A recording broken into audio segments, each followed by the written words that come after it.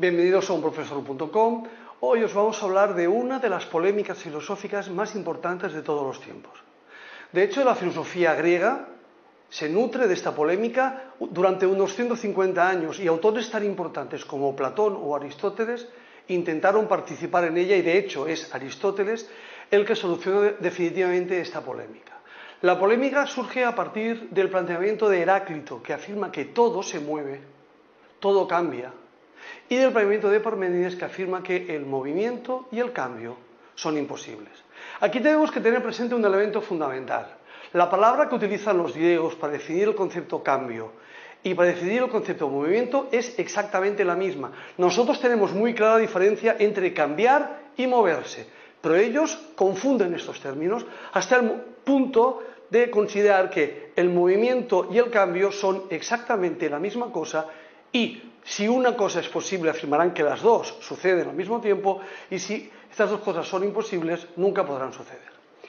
El primer planteamiento lo tenemos con el pensamiento de Heráclito, el cual afirma que el universo es dinámico, todo cambia. Pero este cambio que se produce no es simplemente que las cosas cambian, sino que las cosas dejan de ser lo que son para pasar a ser otras cosas totalmente diferentes, siendo además este cambio imprevisible. Este cambio es lo que, por ejemplo, permite que nunca te puedas bañar dos veces en el mismo río, por dos razones. En primer lugar, porque cuando te bañas en el río, por primera vez, el agua que está en contacto con tu cuerpo es una. Al cabo de unas horas, cuando te vuelves a sumergir en el agua del río, el agua que está en contacto con tu cuerpo es otro. La segunda razón es más dramática, ya que lo que considera Heráclito es que la persona que ha entrado por primera vez y la persona que entra por segunda vez al río no son el mismo ser. El cambio que se produce en el ser es continuo y además hace que los objetos pierdan su identidad. Este cambio es imprevisible, por lo tanto el conocimiento es imposible. Yo no puedo conocer una sustancia que está en continuo cambio. Yo no puedo conocer si yo estoy cambiando continuamente. Otro elemento fundamental es que Heráclito plantea un arjé que sea compatible con esta visión tan dinámica, el fuego. El fuego es imprevisible, el fuego es un elemento cambiante, por eso es un buen origen del universo para Heráclito. Pasemos a Parménides. Parménides afirma que el movimiento es imposible porque afirma una frase fundamental en el pensamiento griego, que es el ser es y el no ser, lo había dejado, no es. Cambiar, moverse, significa pasar de ser a no ser o de no ser a ser. Y esto es imposible. Las cosas no empiezan a aparecer de la nada. Todo aquello que existe nace a partir de otra cosa que existe antes. Por lo tanto, solo existe el ser que no tiene partes. Claro, con Heráclito, nuestros sentidos nos dicen que es cierto que todo cambia, pero quizá que el cambio no es tan imprevisible como dice Heráclito.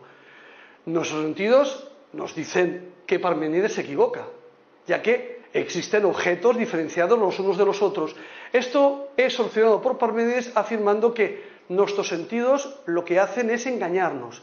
De hecho, nosotros como entidades plenas no existimos porque solo existe el ser.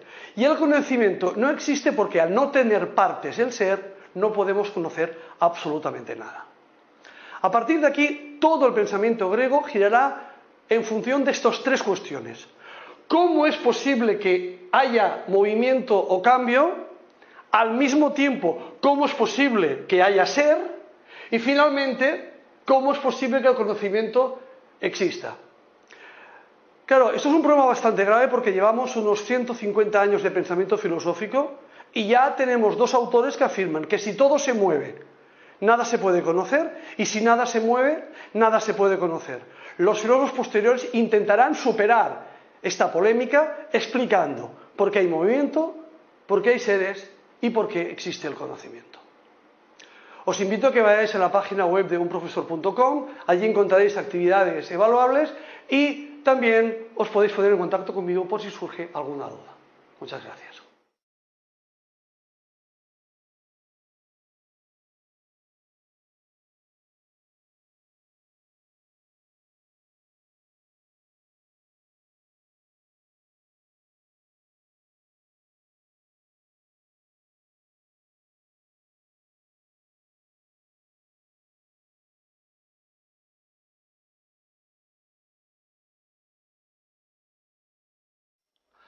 Bienvenidos a unprofesor.com. Vamos a empezar hoy a hablar sobre el planteamiento filosófico fundamental en el pensamiento de Platón. ¿Cuál es la teoría de los dos mundos? Según Platón, existen dos realidades totalmente diferentes. Es decir, el universo tiene dos estructuras, una estructura material y una estructura inmaterial. Esto os puede recordar al pensamiento de Pitágoras, cuando decía que hay elementos como el cuerpo y elementos como el alma. Es exactamente lo mismo. El pensamiento de Platón afirma que existen elementos inmateriales y elementos materiales. Los elementos inmateriales están en el mundo de las ideas, en el mundo inteligible, mientras que los objetos materiales están en el mundo sensible, un mundo que está sujeto al cambio. El mundo inmaterial no cambia, es eterno, perfecto, inmutable. El mundo material está sometido al cambio y por lo tanto las cosas nacen o mueren. Estos dos mundos, el mundo material y el mundo inmaterial, tienen una función básica, que es establecer el ser. Los objetos que están en el mundo sensible son una copia de la realidad inteligible. El mundo de las ideas, el mundo inteligible, es un mundo formado por almas universales y entidades matemáticas. Mientras que el mundo sensible es un mundo formado por objetos materiales. Pero estos objetos materiales del mundo sensible son una copia de los objetos que hay en el mundo inteligible. Existe una figura extraña, que es el demiurgo, que crea los objetos sensibles a partir de la perfección inteligible. Las mesas son mesas porque son una copia de la mesa perfecta. Pero en realidad, la mesa que existe de verdad no son las mesas físicas, sino que son las mesas inteligibles, que de hecho solo hay una, que es el origen de todas las mesas del universo. En este sentido, el razonamiento de Platón afirma que el mundo auténtico, la auténtica realidad, es el mundo inteligible, el mundo de las ideas, porque lo que realmente existe son las ideas inmateriales, ya que éstas son eternas, nunca han nacido, nunca desaparecerán. Sin embargo, nosotros tenemos la sensación de vivir en un mundo material que es el único mundo que existe. Para entender esta relación entre los dos mundos, Platón nos pone un ejemplo que él llama el mito de la caverna. Imaginémonos que estamos en una caverna donde existen unos prisioneros encadenados a una pared desde el momento de su nacimiento, de tal manera que no pueden ver nada más que la pared que está enfrente de ellos. Así pues, ellos lo único que ven es esa pared. Detrás de ellos hay un fuego. Y entre el fuego y ellos mismos pasan otros seres que proyectan sus sombras en esa pared. Esas sombras son lo único que han visto estos prisioneros. Se creen que la única realidad son las sombras e incluso llegan a creer que ellos mismos son sombras. Un día, un prisionero se escapa y descubre la auténtica realidad. En un primer momento, la luz del sol le ciega. Pero poco a poco se va acostumbrando a la auténtica realidad debido a que ve lo que provoca las sombras. Los objetos que provocan las sombras son más reales que las sombras, aunque tenemos que tener en cuenta que las sombras no son falsas, pero no son la auténtica realidad. Según Platón, el mundo sensible es una copia, es un mundo jerárquicamente inferior, ya que el auténtico mundo es el mundo de las ideas, formado por ideas, almas y entidades matemáticas que existen desde siempre, nunca desaparecerán. Fijémonos que tenemos otras versiones filosóficas e incluso cinematográficas sobre este concepto. Descartes nos hablará en el siglo XVII de la dificultad de saber lo que es sueño y lo que es vigilia, de lo que nosotros vemos cuando estamos soñando y lo que nosotros vemos cuando estamos despiertos. Existen películas como El show de Truman, Matrix, que nos muestran esta doble realidad, una verdadera y otra falsa. El origen de este planteamiento es el pensamiento de Platón. Muchas gracias por vuestra atención. Os invito a que vayáis a la página web de unprofesor.com. Allí podéis encontrar actividades y os podéis poner en contacto conmigo si surge alguna duda. Muchas gracias.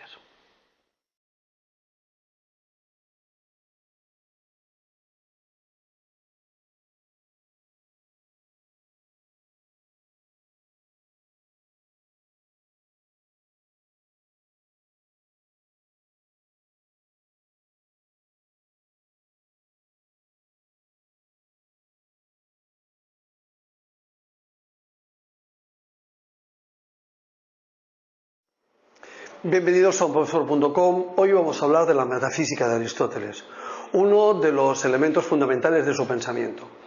En el vídeo anterior hablábamos de la lógica y establecía los criterios de las diversas formas de ser que existen.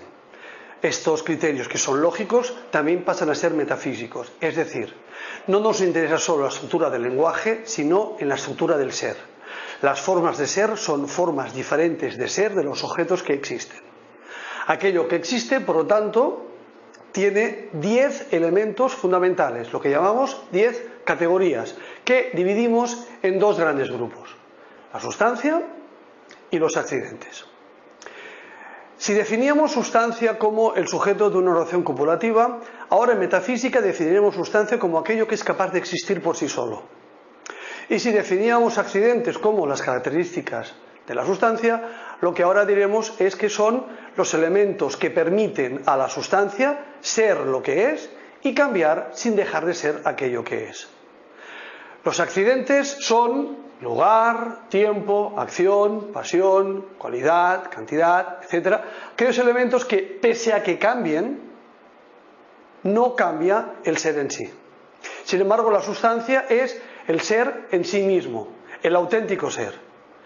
Si cambia el ser es porque empieza a existir o deja de existir. Cuando un ser humano se desplaza o cuando un ser humano crece, están cambiando sus accidentes. Cuando nace o cuando muere, lo que cambia es su sustancia. Además, Aristóteles considera que la sustancia es el auténtico ser, por lo tanto tenemos que analizarlo con una mayor atención. Y lo que nos dice es que la sustancia es el compuesto de materia y forma, entendiendo como forma el concepto universal. Si recordáis, Platón hablaba de los universales bajo el concepto de idea. Aristóteles utiliza el concepto de forma. Así, según Aristóteles, la sustancia es la unión de dos elementos, la materia y la forma. Recordemos que Platón separaba estos dos mismos elementos en dos realidades. Según Platón, había un mundo en el cual estaban los universales, el mundo de las ideas, y Platón afirmaba que había un mundo de móviles, que sería el mundo sensible, el mundo de la materia. Aristóteles considera que esto no puede existir de forma separada, sino que tienen que formar una unidad, la unidad de materia y forma a la cual llamamos sustancia. Pero hay que tener presente un elemento fundamental. Pese a que el pensamiento de Aristóteles no es igual al de Platón, los ingredientes, llamémoslo así, son los mismos. Son exactamente los mismos. Para Platón había un mundo universal y un mundo material. Para Aristóteles hay un mundo, solo hay un mundo, pero este mundo tiene implícito dos elementos: un elemento material y un elemento universal. De hecho, el propio Aristóteles critica la visión de Platón de las ideas, afirmando que se trata de una reduplicación absurda del mundo sensible y sobre todo que las esencias no pueden vivir separadas de los seres que son su esencia. Es decir, la idea de mesa, lo universal de mesa, no existe separado de las mesas. Para Aristóteles, los objetos tangibles, los objetos que existen en el mundo de lo particular, son lo único que existe. Ahora bien, tiene una parte material y una parte inmaterial que sería su forma. Os invito a que vayáis a la página web de unprofesor.com, allí encontraréis actividades y también os podéis poner en contacto conmigo si alguna cosa no ha quedado suficientemente clara en el vídeo. Muchas gracias.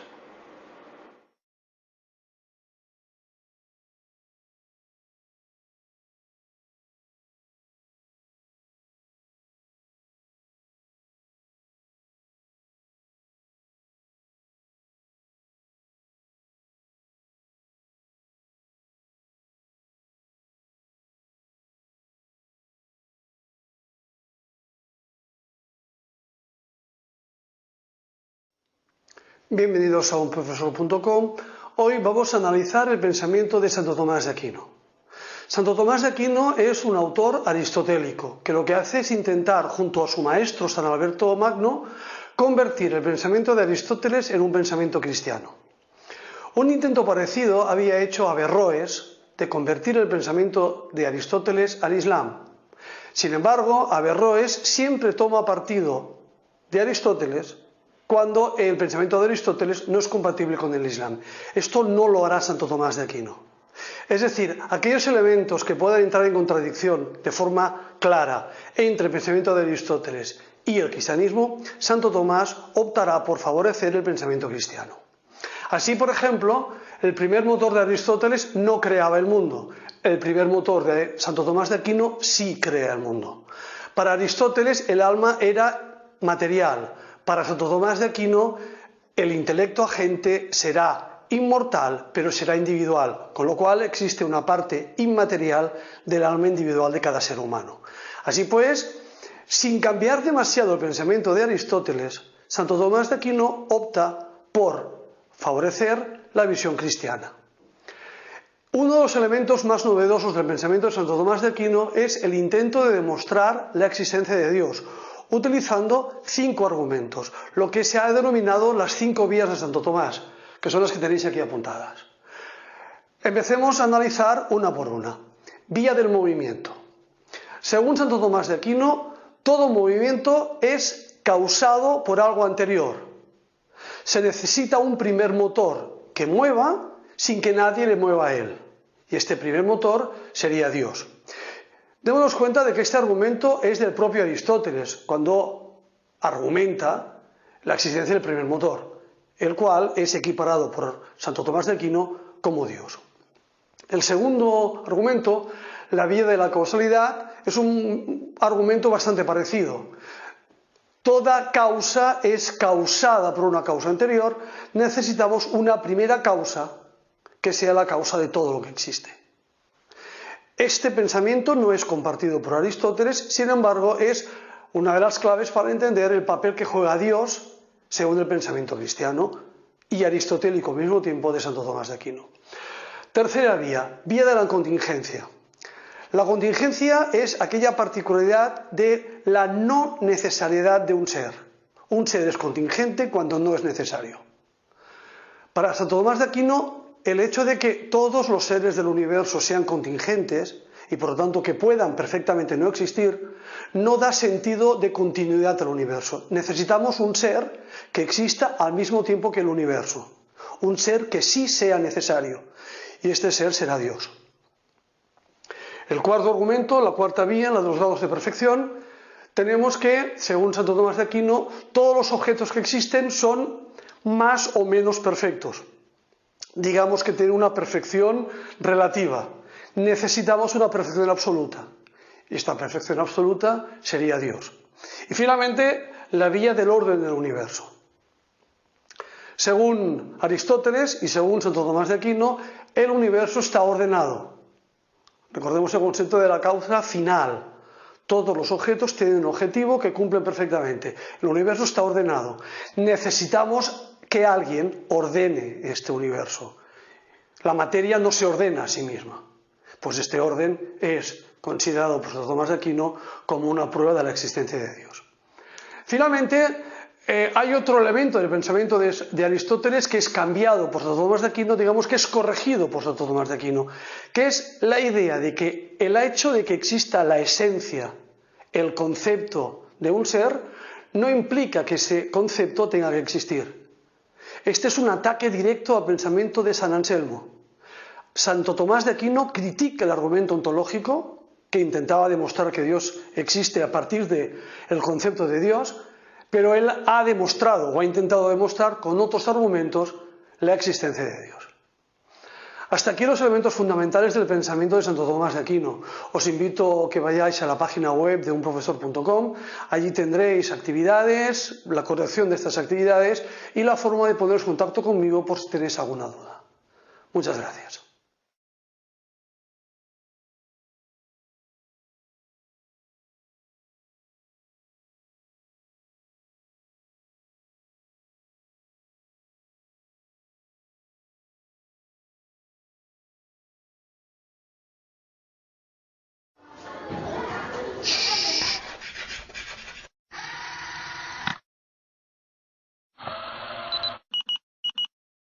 Bienvenidos a unprofesor.com. Hoy vamos a hablar de dos aspectos fundamentales del pensamiento de Descartes, como son los tipos de ideas y los tipos de sustancias.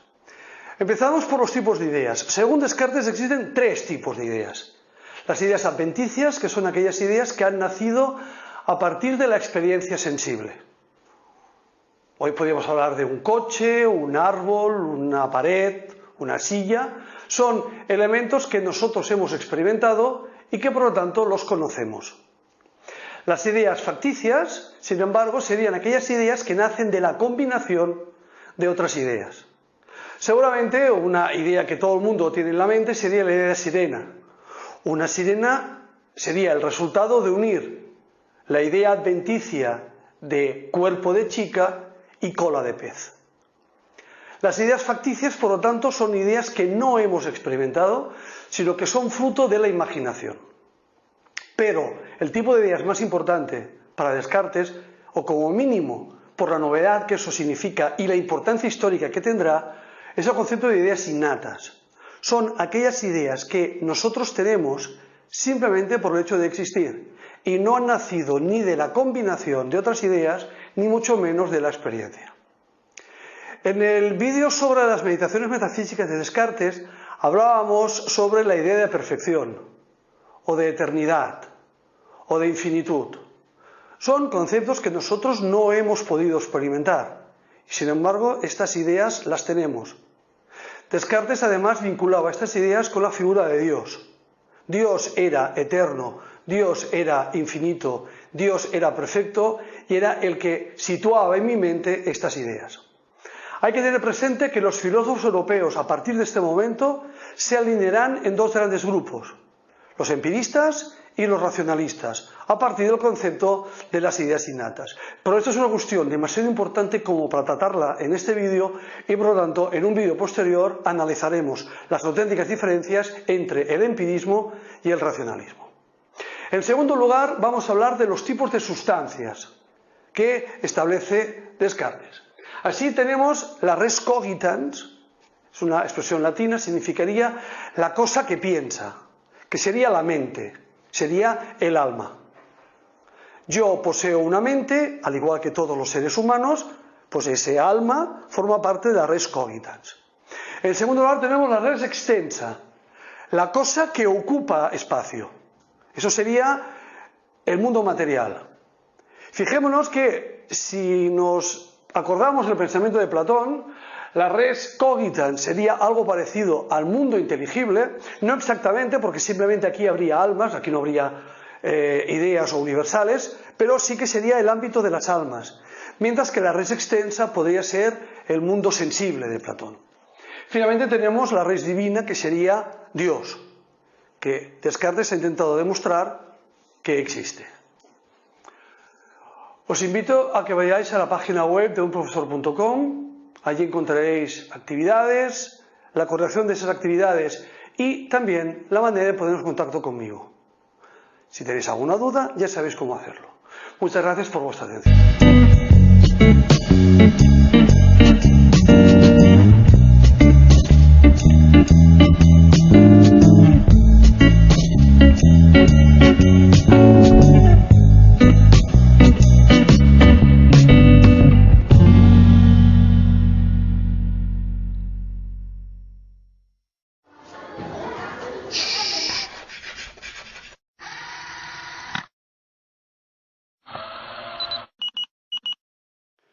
Bienvenidos a unprofesor.com. Hoy vamos a hablar de los aspectos generales del pensamiento de Immanuel Kant. Muchos analistas consideran que Immanuel Kant es el mayor autor de la historia y, por lo tanto, fuente de inspiración para el pensamiento filosófico hasta nuestros días. Kant es un filósofo alemán de la Prusia Oriental, nacido en Königsberg, que tras unos años trabajando como profesor de universidad en la Universidad de Königsberg, se replantea todo su pensamiento filosófico. Kant afirma que fue leyendo a Hume que, entre comillas, despertó del sueño dogmático de la razón. Kant, hasta ese momento, era partidario del movimiento del racionalismo. Kant había sido discípulo de Christian Wolff, el cual había sido discípulo de Leibniz. Hasta este momento, Kant no se había replanteado su pensamiento y lo que hacía era considerar que Wolff, Leibniz y el racionalismo eran un pensamiento correcto. Sin embargo, la lectura de Hume no convirtió a Kant en un autor escéptico, sino que lo que hizo fue tener que replantearse desde cero todo el pensamiento filosófico. Este es quizá el punto que hace que Kant sea uno de los mayores filósofos de la historia, porque lo que hace es empezar de cero. En primer lugar, se pregunta 4 preguntas, las 4 preguntas claves del pensamiento filosófico. ¿Qué puedo conocer? La teoría del conocimiento. ¿Qué debo hacer? La ética. ¿Qué puedo esperar? Sería la antropología entendida como religión o como una visión social, y la antropología por excelencia a través de la pregunta ¿qué es el hombre?, que es la clave de las 3 preguntas anteriores. Kant plantea la necesidad de cambiar la forma de entender el pensamiento filosófico, especialmente en el terreno de la teoría del conocimiento. Debido hasta que el pensamiento kantiano empezó a funcionar, el centro del pensamiento filosófico era cómo conocemos un objeto debido a la forma de ser del objeto. Es decir, entre qué es un objeto y cómo lo conocemos, lo más importante era qué es el objeto. Sin embargo, Kant considera que lo más importante es la forma de conocer que tenemos nosotros. Y esto permite explicar por qué la misma realidad puede ser conocida de formas diferentes. El centro fundamental ahora ya no es el sujeto conocido, sino el elemento fundamental del conocimiento. ¿Quién conoce? Yo debo conocer un objeto en función de mi forma de conocer.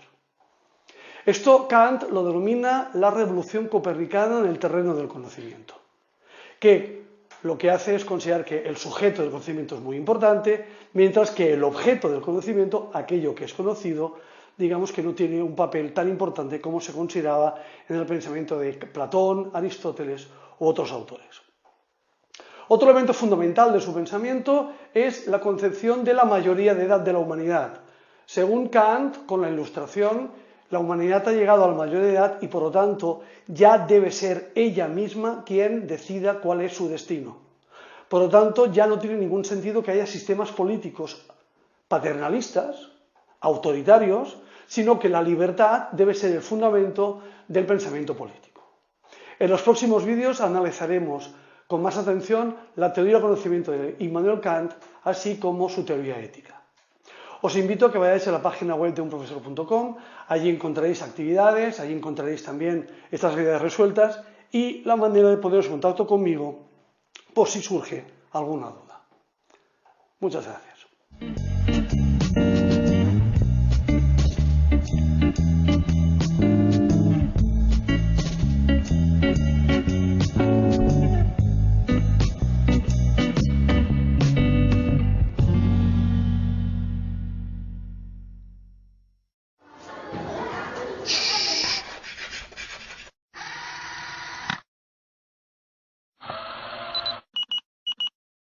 Bienvenidos a unprofesor.com. Hoy vamos a hablar de uno de los movimientos filosóficos más importantes del siglo XX, el existencialismo. Este movimiento surge antes de la Segunda Guerra Mundial, pero realmente cuando explota como movimiento filosófico es justo después de la Segunda Guerra Mundial. Sus autores más importantes son Jean-Paul Sartre, Martin Heidegger o incluso otros autores como Albert Camus. La idea propia del existencialismo es el análisis de la existencia humana. ¿Cuál es su objetivo? Y digamos que lo que hacemos es analizar para qué existimos. El ser humano, a diferencia de otros seres, plantea una visión diferente en cuanto a su esencia. Los seres que no son humanos, animales o objetos, su esencia es anterior a la existencia. Es decir, existen como tales antes de poder existir. Una mesa como concepto existe antes que las mesas físicas actuales. Sin embargo, el ser humano se hace a sí mismo. El ser humano no nace siendo ya ser humano, sino que el ser humano se hace a partir de la experiencia, a partir de un concepto fundamental, como es el aprendizaje y la socialización. El ser humano, por lo tanto, tiene como elemento fundamental su existencia. Debido a ello, cada ser humano es capaz de crear su proyecto de vida, un proyecto de vida creado a partir del concepto de libertad. La libertad es un elemento fundamental para el existencialismo, ya que sin esa libertad nosotros no podemos llegar a construir nuestra forma de vida y nuestra forma de ser. Sin embargo, Jean-Paul Sartre, en una frase que se ha hecho famosa, ve una visión diferente de lo que es la libertad a lo que consideramos normalmente, ya que la frase es: estamos condenados a ser libres. Digamos que esta condena a la libertad viene derivada del hecho que la libertad comporta una serie de consecuencias que pueden llegar a ser negativas para nosotros, como el hecho de la responsabilidad. Si yo soy libre y yo actúo de forma libre, soy responsable de mis actos y responsable de lo que me sucede. Así pues, yo soy el responsable de mi auténtica vida. Esto puede llegar a provocarnos una angustia vital, que es de lo que nos habla básicamente el concepto del existencialismo.